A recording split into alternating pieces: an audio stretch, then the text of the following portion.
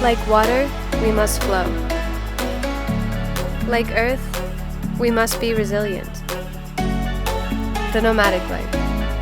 Home is where we take it. Money is scarce. Adventure is not. This is our attempt to share our experience, to redefine success, to put weight in the world outside our own.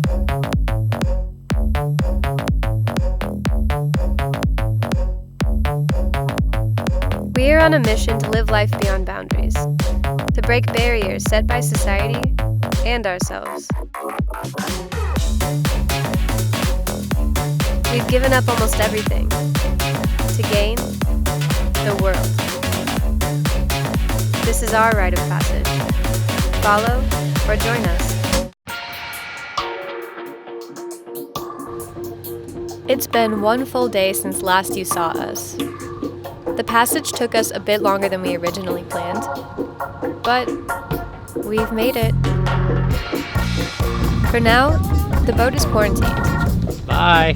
The crew can't technically leave the boat until we're cleared by customs, so we're just gonna hang out.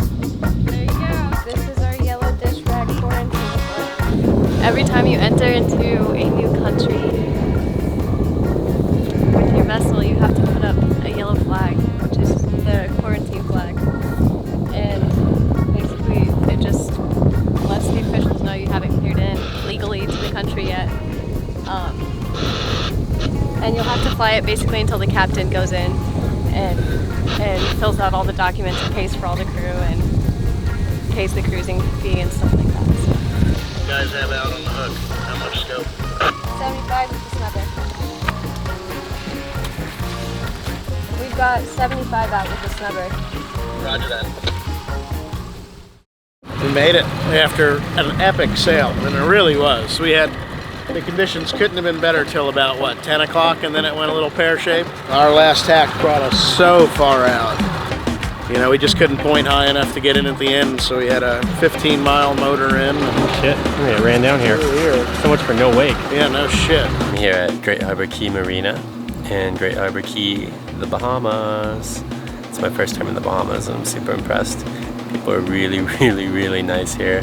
Everything's really laid back. In Florida, whenever you'd have to tie up somewhere with your dinghy, everybody was always just like treating you like you were a hoodlum or like you were a vagabond by trying to tie up a dinghy. And here they're like, oh yeah, man, park it over at the deli. And yeah, that was my Irish Bohemian accent. Nate's checking in the customs now, and then I'm checking in next for our boat. And hopefully they don't give us any trouble since we have a Canadian on board. Nobody really likes Canadians. Just kidding. Or they probably just don't care because we have cash and they're just making money. But I'm tired. I'm ready to go back to the boat and have a beer and go to bed, but this island's cool. I was expecting the Bahamas to be a little bit more like Florida. It's not at all. It's not quite Caribbean with like big mountains and stuff, but it's like limestone hills. It's pretty awesome. Yeah, Berry Islands. First day in the Bahamas. Digging it. Barracuda tacos. We caught it off the boat on the way to Bahamas. Barracuda tacos for the win. Katie, would you put some goddamn pants on? Nope. Okay. Hey, I'm not the only one. Oh, I don't have pants on. Panda, put some gosh darn pants on. Don't censor me. First Bahama land. Sweet land. Sharing 50 feet of boat with 4 other weirdos really makes you thankful for the open, sprawling space that solid land creates for you. I mean, I love these guys, but I also love sweet, solid land.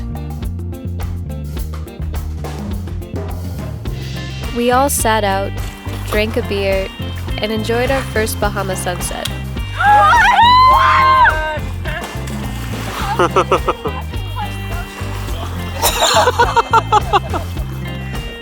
Now that the ocean's properly pissed, we decided to take our chariot into town. This area of Great Harbor Cay was originally developed on a $38 million investment. Apparently, a bunch of rich celebrities came here to get away from stressful lives, to golf and enjoy the private beaches. I can't say I blame them, though, to be honest, we're happy to find it's a little less high profile now. Are you recording or taking a picture?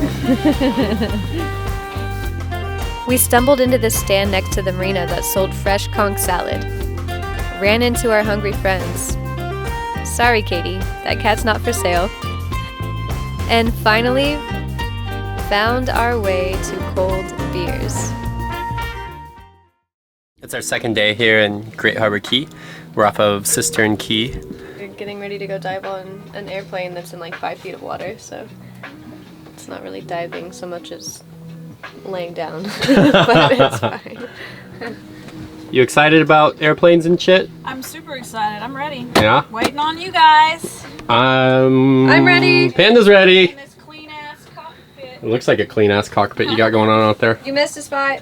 I will strangle you. You're dead. Ooh, it's so clean out here. Wow.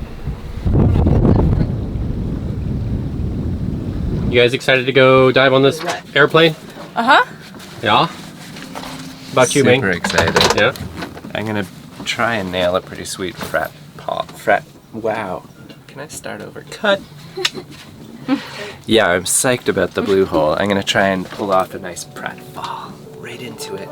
Sink down, what, 200, 400 feet? I hope you don't die. This one doesn't die. Food is done, y'all. I'm sharpening the spear because Brenton kept shooting the airplane.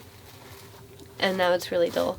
Oh yeah. So you sharpen it up this way, and then you have the really pointy part, but then it's like super thick down here. And I feel like if you got rid of the ridge and just like had it more taper, then if you shoot the fish in the head, then you get to kill it, and then it is dead immediately. And then you do not have to worry about the fish coming after you and telling its relatives it's going to need revenge.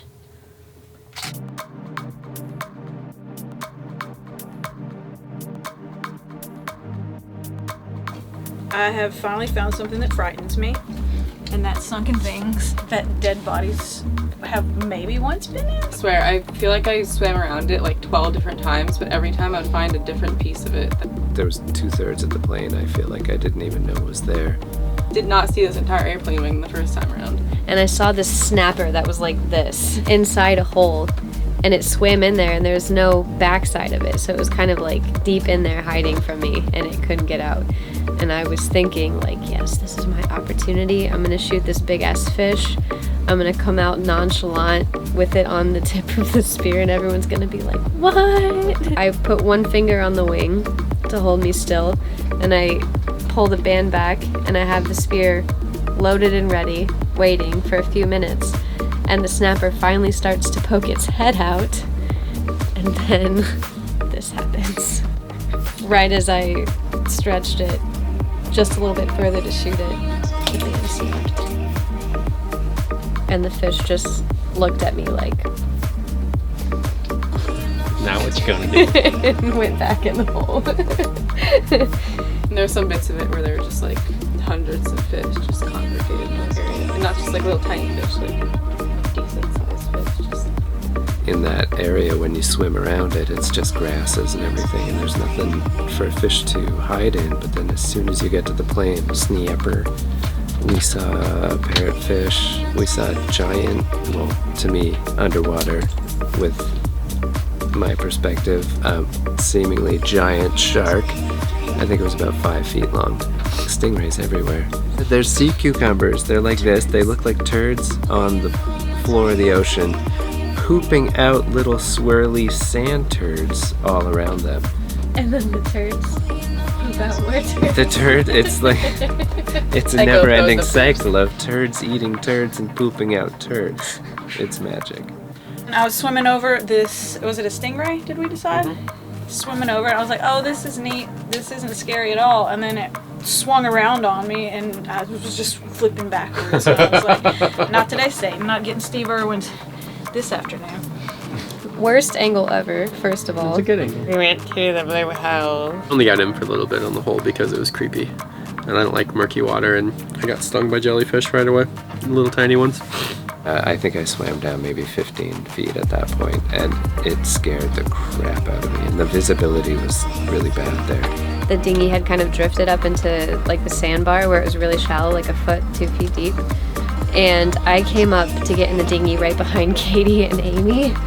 And all of those Cassiopeia jellyfish, the upside down jellyfish, just start getting stirred up. How about them jellyfish in the grass that you just walked through? Katie said something about being stung.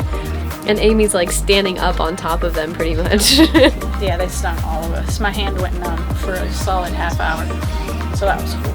And all of a sudden I see one that gets stirred up and it's like coming right by my face, and so I go to turn and it stings my lip. After diving, it was time to haul anchor and move closer to our friends. When we first unboxed this anchor, we made a post showing off our new purchase. Our 105-pound mantis. It's got a weighted tip that helps it dig into the seafloor and a roll bar that helps right the anchor so the pointy end stays down. According to our online friends, it's also impossible to pull up and definitely going to break our windlass. Little did they know, our windlass was already broken and cost $500 to replace. So, we use our backup windlass, a 5'1", 116-pound Panda. It's not a permanent solution, but it works when you drive the boat forward so the anchor is always beneath you.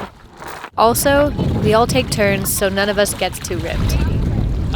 We are doing visual piloting right now. She's up the mast looking for coral heads and shallow spots.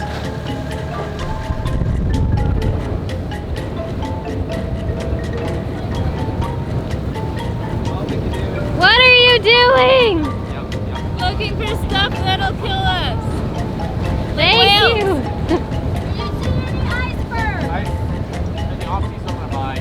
Only that really big one right there. They say that the majority of the iceberg is under the water. This is only the tip of the iceberg. Wow. Yes. You know who's from New Jersey? Talk about New Jersey, floor boy.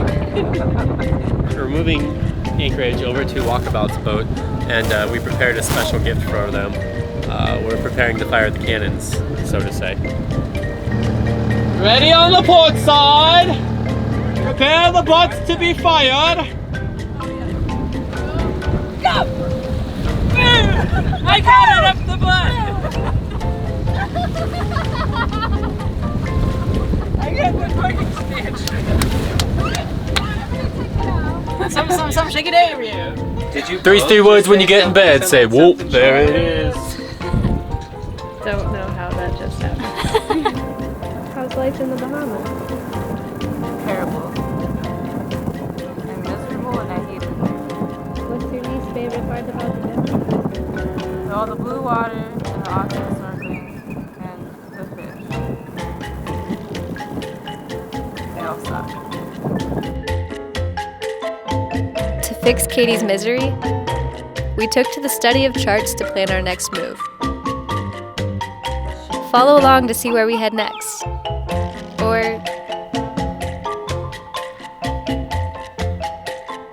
you get the point.